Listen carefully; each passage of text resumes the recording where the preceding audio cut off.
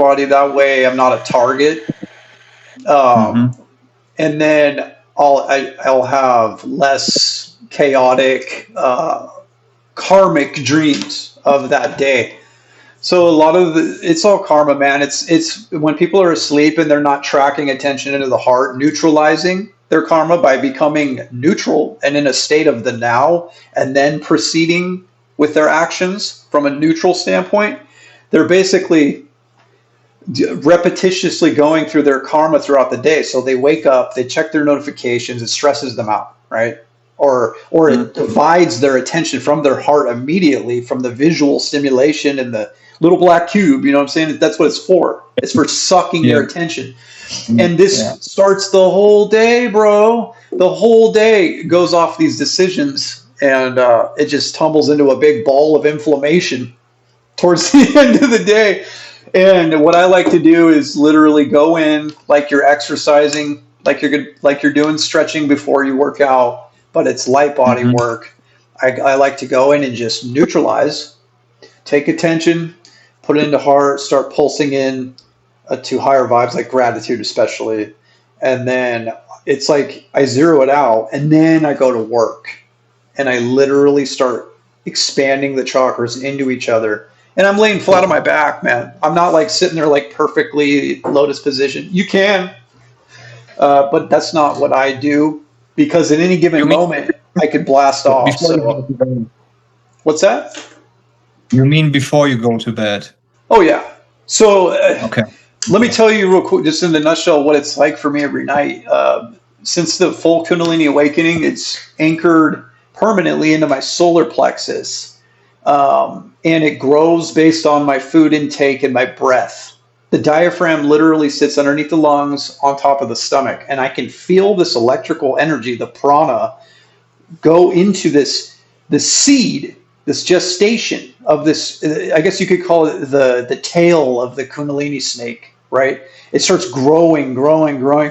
And so when I go lay down, my mission is to break up this inflammation and cycle it down my legs, and then connect to my feet, and then the funnel extends out over my legs, which creates a fucking concentrated laser of this energy that shoots up the funnel, up the spine, through the brain, and then out and around.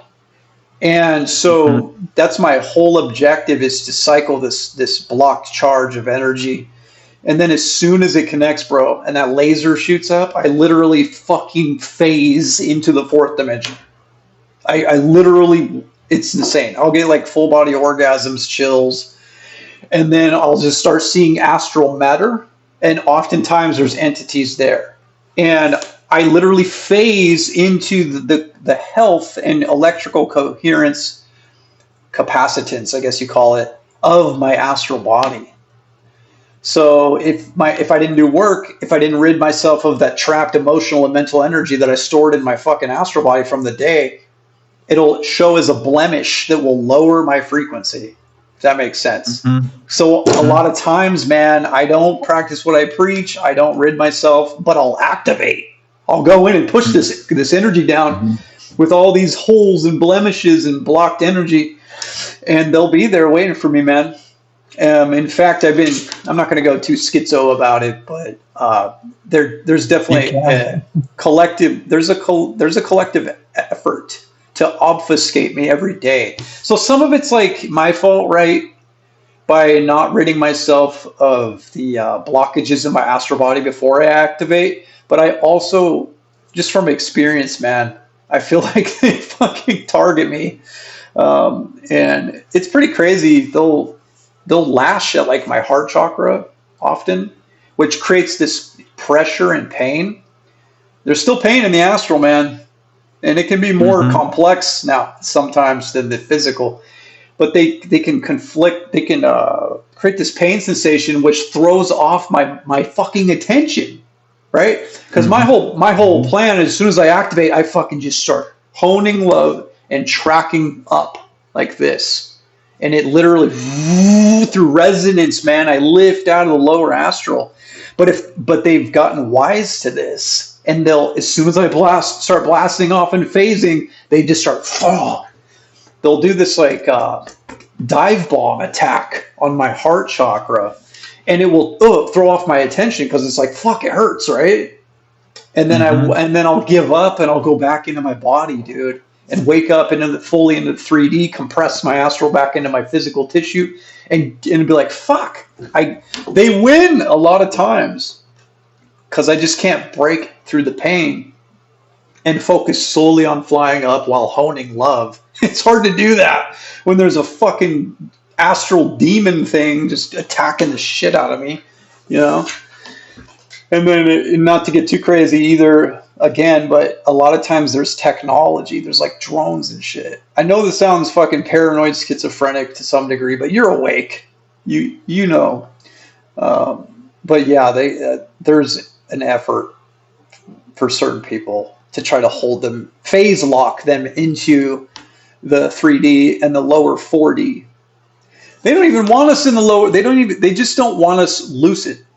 I feel like that's the main objective. That's what keeps our soul, so to speak, trapped in this phase lock into a lower frequency. As soon as you're lucid, you have sovereignty, right? You can be like, oh, okay, I'm going to do my techniques and break the fuck out. I'm going to fly out of this phase lock. I'm going to release inflammation and fly back up into the heavens. And they don't want that. They want you depressed, back locked into place, where they can just fucking feed. You know what I mean? It gets interdimensional and fucking there's tiers of craziness, man. Like, but ultimately, I think it's an ancient cult, Saturnic cult, Sabbatean Frankism, whatever you want to call it, Talmudic Jews. I think that lower astral beings work through certain DNA because DNA is a transmitter, and if they have psychopathy in their fucking DNA, and they're not thinking with the mammalian brain and the empathy and all this shit, and they're using their R complex, reptilian brain, they're going to be more easily possessed, let's just say. Like these entities can work through the DNA and the auric field and literally electrically implant thought forms, believe it or not, thoughts and feelings, which if they're susceptible to this possession, they'll fucking play it out. They'll be a pawn, an agent. You know what I mean? So you have these like lower astral interdimensional entities utilizing fallen humans with psychopathy traits and broken DNA, no empathy, to literally be their little agents here in the 3D matrix. So it's like a 3D matrix, the Saturn system matrix, and then the lunar is the astral.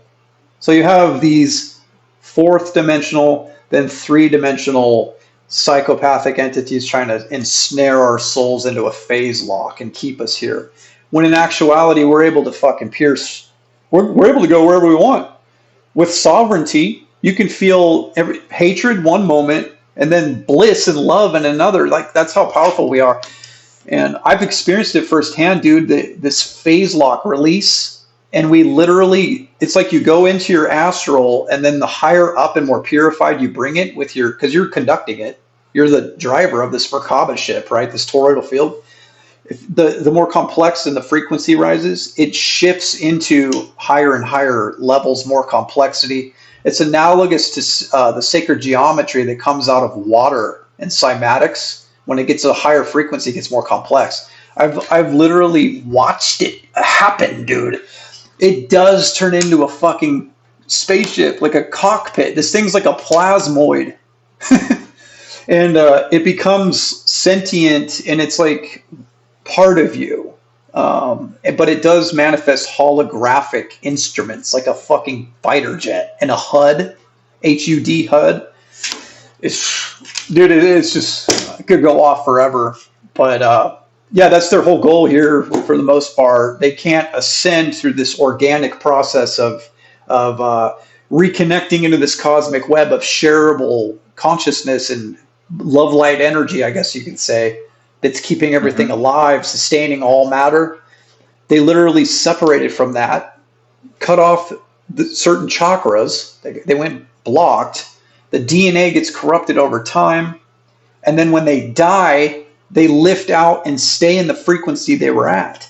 So a lot of them get ensnared into the lower astral. and fucking, emissaries of the higher forces, 5D mental plane will come and be like, are you ready to receive the light? But a lot of them, dude, I don't know if they're redeemable, but nevertheless, I try. Even when they're attacking me and shit, I'll fucking send them love and I'll talk to them. And I'm like, you can get so much more energy if you forgive yourself and reconnect to God.